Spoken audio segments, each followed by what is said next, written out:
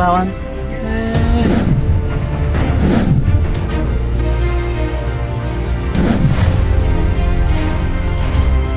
I know! No!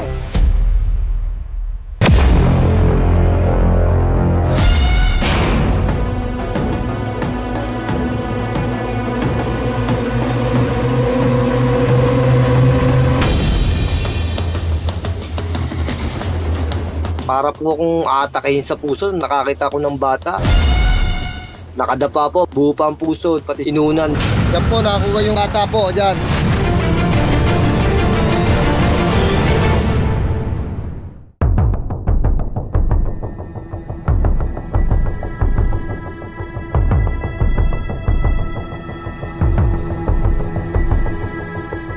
Nadinig po akong iyak po ng maliit na bata.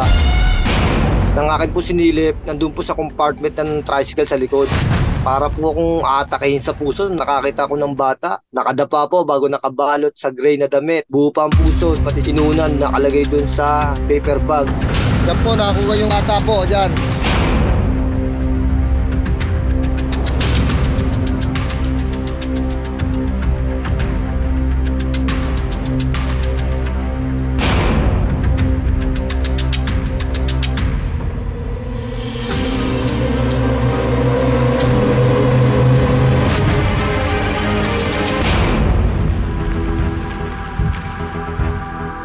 Bumabiyahe po ako ng alas 3 ng madaling araw dito sa harapan ng kanto sa amin. Paglabas kong yun, nakapila po ang mga tricycle. Hanggang abutin po ako ng first line ng tricycle. Patingin-tingin po ako sa bawat kanto. Ngayon may napo na po akong babae na naglalakad sa harapan ng gasolinahan. Hindi siya mapakali. Bago may hawak siyang paper bag na malaki.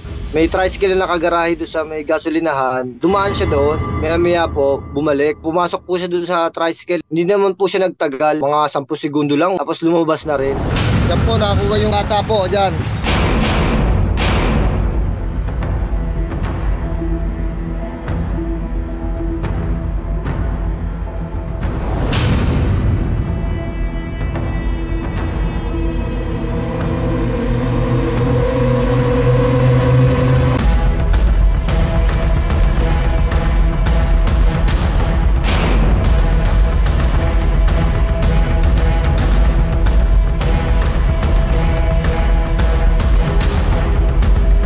So, in-inform po kami ng lying-in center na merong na-turnover sa kanila na isang sanggol na nadampot. Kami dalawa po ng social worker pumunta sa lying-in to check kung ano yung kondisyon ng baby and i-process din po kung ano yung intervention na maibibigay kaagaran.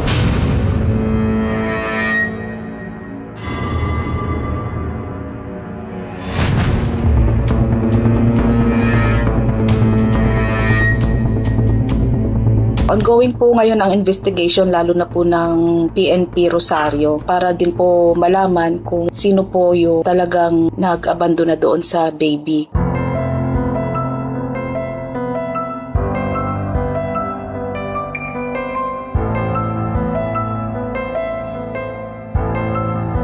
Panatag na po na safe yung bata ngayon kasi nailagay na siya sa isang institution na mangangalaga sa kanya na nakafocus po talaga sa child care. Ngayon po ay maayos na ang kanyang kondisyon, namomonitor po ang kanyang health. Ganun din po yung kanyang mga basic needs na pangangailangan ay naibibigay na po doon sa bata. Yan po, nakakuha yung bata po dyan. Masakit bilang isang magulang pag ganun nangyari sa bata. Ewan ko ba, parang malaking kasalanan talaga sa Diyos yan.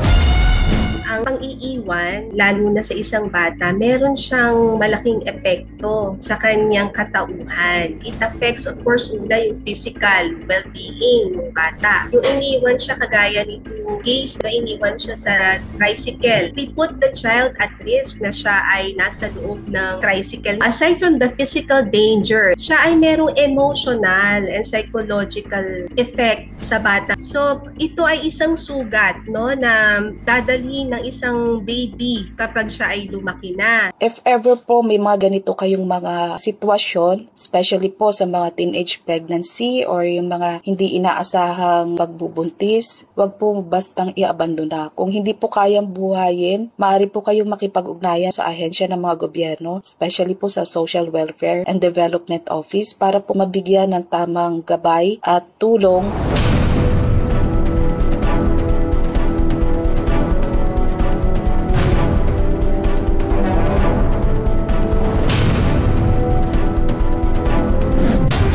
Saan papa mo? Saan papa mo? Doon muna sa amin ha. Iniiwan na lang eh, no?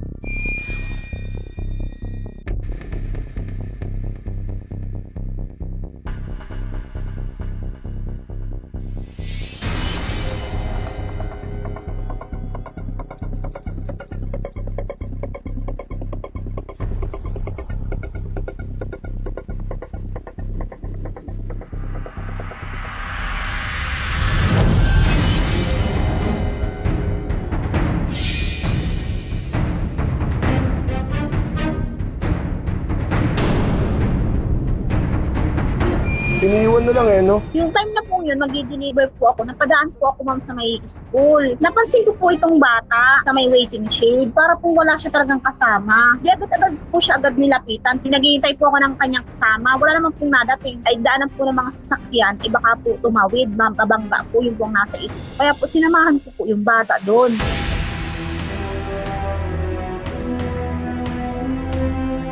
Awang-awa po ako sa itsura po ng bata. Na may nangangatan po siya ma'am ng styro po na parang pinagkainan po ma'am ng mga goto. Una ko po agad tanong sa kanya, kumain ka na? Kasi po alam ko po ang bata naman pag nagugutom. Tumawag na rin po ako sa MSWD. May bata po ako dito. Para pong iniwan siya. Ay para pong baby pa. Wawa naman ito. Sabi ko po sa bata, pipicturean kita. Ipopost kita ka sa Facebook para po makita ng pamilya niya. Manlamang po ako.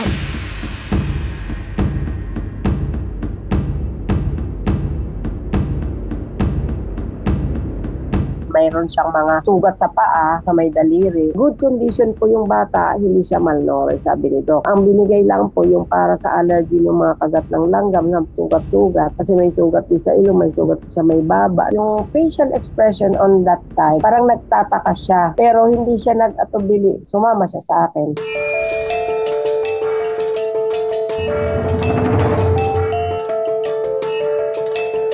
Dahil sa mga repost nakita nung tiyahe, nung father yung nag-iwan, is sinabi sa dalawang lolo't lola na nandun ang bata. Kaya nagpunta ho sila sa munisipyo namin. Sinabi nila na may anklet, ang mata ay ganon, tapos ang suot ay patig. Basta lahat po ng binanggit ay nagtatali naman. Napagkasunduan nila ng mga social worker namin na ipakita na yung bata dun sa daycare.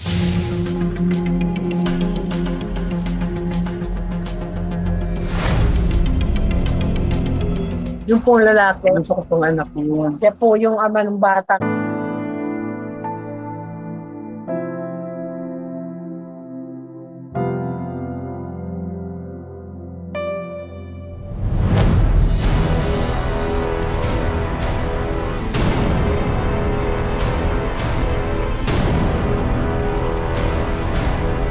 Hindi ko pa alam kung nasaan po siya, ma'am. Sabi ko sa aking mga pamilya, kung makakita po nila, ma'am, ipahuli po ma'am nila sa barangay at madala sa pulis.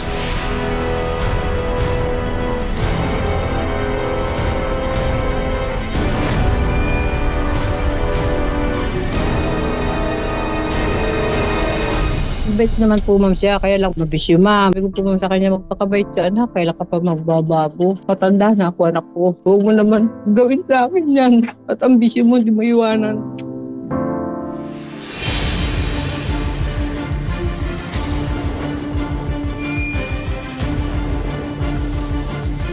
Kung totoo man na inabandon na ng tatay, yung anak niya, may possibility na makulong ang tatay under the Revised Penal Code, yung abandonment of the child, or VAUC, Violence Against Women and Children, or child abuse because of the neglect. Pero kailangan merong magsasampan ng kaso. Kung walang magsasampan ng kaso, may possibility na hindi siya makulong. Kasi kung wala namang na-offend na party, then wala namang kailangan parusahan. Katulad po ni Miss Kate na talagang hindi po siya nag-atubili nung nakita niya yung bata. Huwag po kayong matakot kasi meron po tayong ahensya na ngayon. Pag mga ganyan po na nawawala, pwede pong i-post yung bata kasi paano natin mahanap yung mga pamilya ng batang nawawala. So yun po ayon sa DSWD.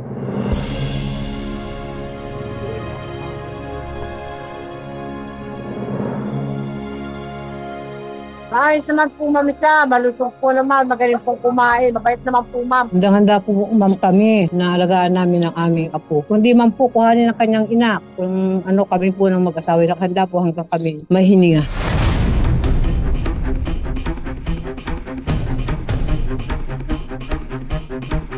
Tandaan ako, maawa ka naman sa amin ni tatay. Hindi po naman lingid sa aming barangay ang aming pamumuhay. Ang aking pong asawa, ma'am, ay hindi na po nakatrabaho. Iniiwan na lang no?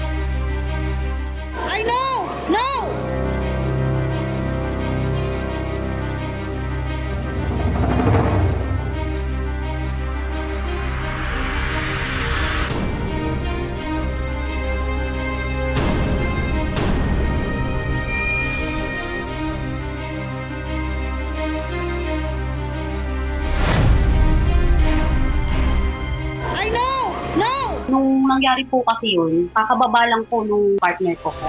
Bigla na lang po may umakyat yung bata, mas malaki dun sa anak ko. Tatayo pa lang siya kasi galing pa ang-akyat eh. Hinabol niya ng tulak.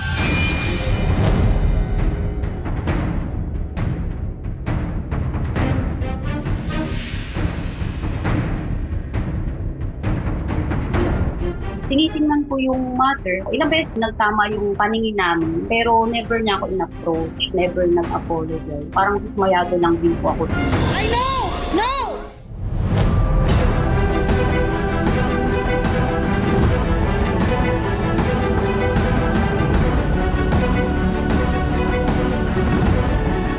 Sa ibang tao po, hindi yung sipa. Pero sa akin po, sipa yung kasi nandun ako mismo sa sitwasyon niya.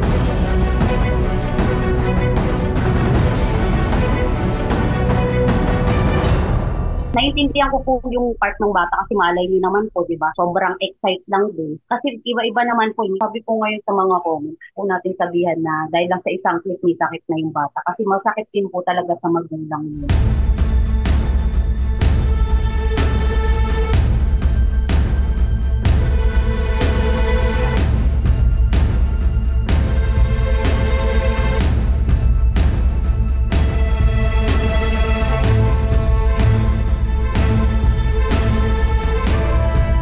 kaya ko rin po ni-release is for awareness po. Kapag pumunta kayo sa isang playground na ganun, hindi nyo kakontrolado yung mga ganun kayo. Mas better po talaga na mag-extra bantay. I know!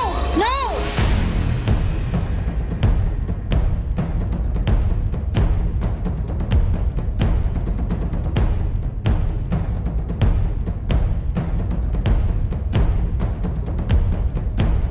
Sa bata naman, mas maganda, ang words ng parents is age appropriate. Yun ang iintindihan ng bata na love pa rin natin siya. Mas maganda, as early as 4 or 5 is alam na nila yung mga do's and don'ts, yung mga appropriate behaviors in different situations.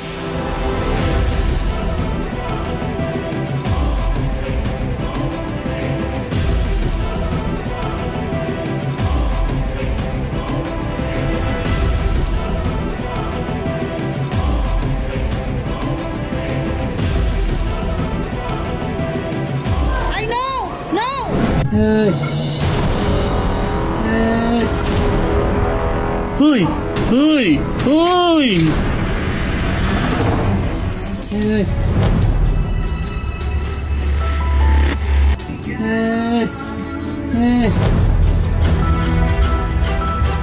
Ang bato!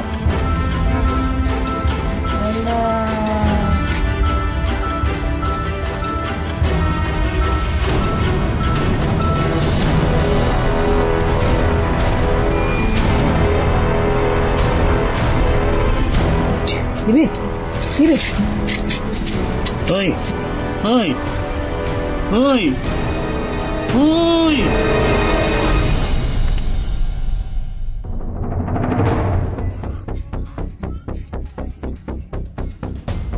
Hey! Hey! Labasan daw, mga rawan. Hey! Hey!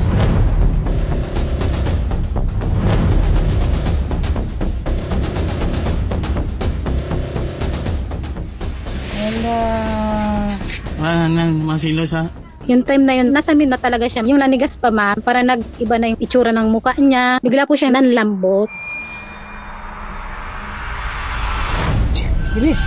Bibi! Sobrang nataranta po ako. Nagpanik na po talaga ako ma'am. Yun po yung maling-mali po sa akin. 2 klase po yun. Vitamins niya na papainom sa kanya. Prescribed ng midwife na nagpaanak po sa akin. Hawak ko na po yung vitamin ko. Saka naman po, kinuha nung kapitbahay namin. Kinarga niya po. Yung posisyon niya po, ganito. Nakatihaya po siya ma'am. Pinainom ko na po sa baby ko. Expected ko po, itataas niya yung ulo ng baby ko. Doon na po ako kinutuban. Sabi ko, masasamid yung baby ko.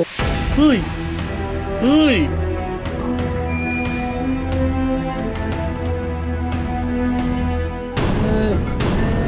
Gising!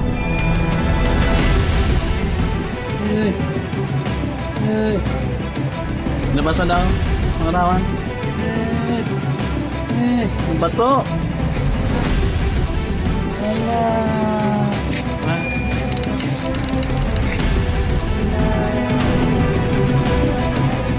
Inalog-alog ko po si baby mga 20 minutes. After na pag-alog-alog ko po sa kanya,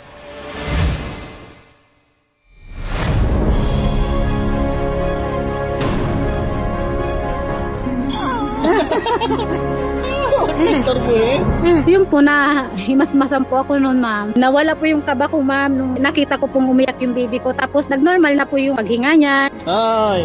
Huwag mo panervyosin si mama mo!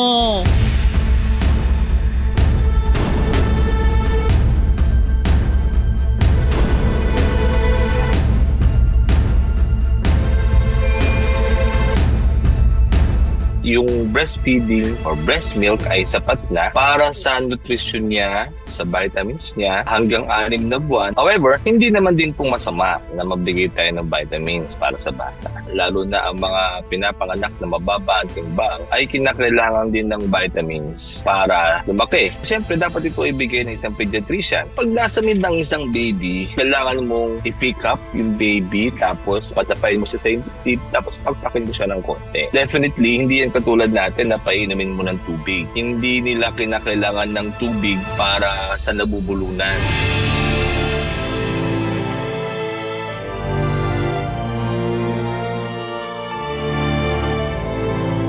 dapat pag dumating yung time na nasamid yung baby, huwag po nating unahin yung pagiging mataranta. Yun yung isa na makakapahamak sa mga anak natin. Hoy! Hoy! Hoy!